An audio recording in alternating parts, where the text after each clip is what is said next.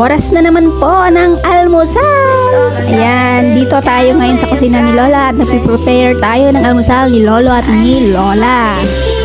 Kayo po ba? Nag-almusal na po ba? Siyempre, hindi mawawala sa atin ang kape. Sana all. Nakakatuwa yung sounds na sana all. Pati ako natatawa.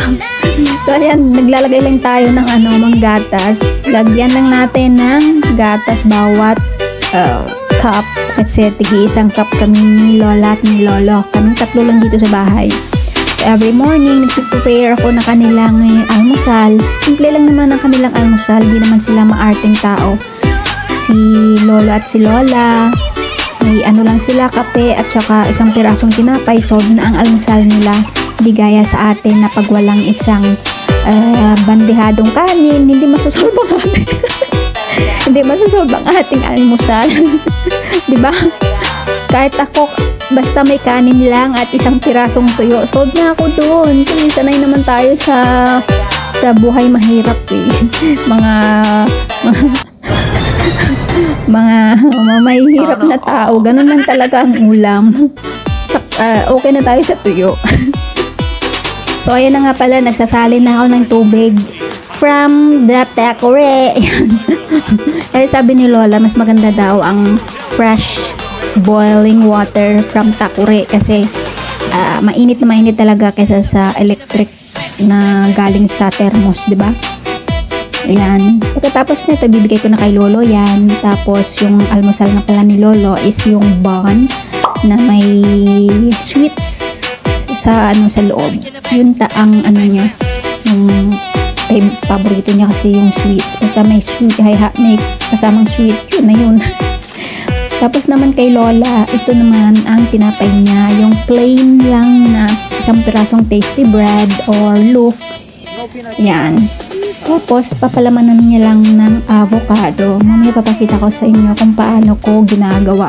Simple lang na trabaho tuwing umaga. Tapos, sasamahan lang niya ng kape. Hindi niya sinasawsaw sa kape ang tinapay, Yan. Iniinit ko lang yung kanyang tinapay, yan. Iniinit ko lang sa oven, toaster. So, ayan. Yan, nag-ready na ako para sa kanyang tinapay, yan. Balatan lang natin yung avocado na hinog. Tapos, isa-slice lang natin yan. And, slice mo direct from avocado and itatoppings mo lang siya sa tinapay. Ganyan ang kanyang almusal, ang almusal ni Lola. Napakasimple kasi ayaw niya ng matamis. Tapos, i-sprinkle mo lang yan mamaya ng asin.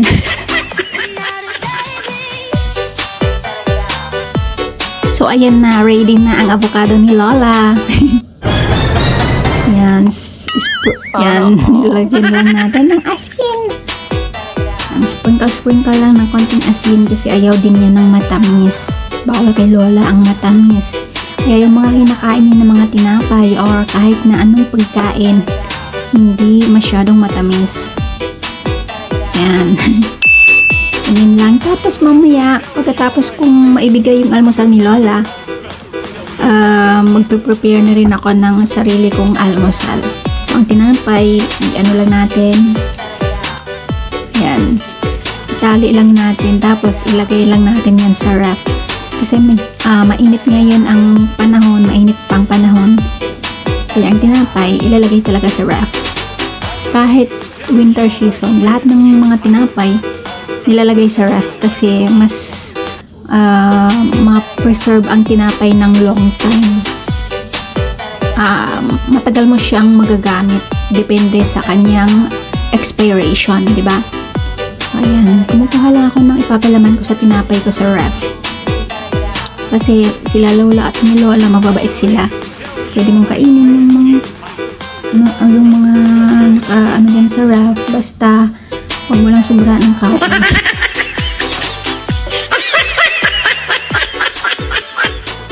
Ayan, kumukuha lang ako ng platito para lagyan ko ng tinapay.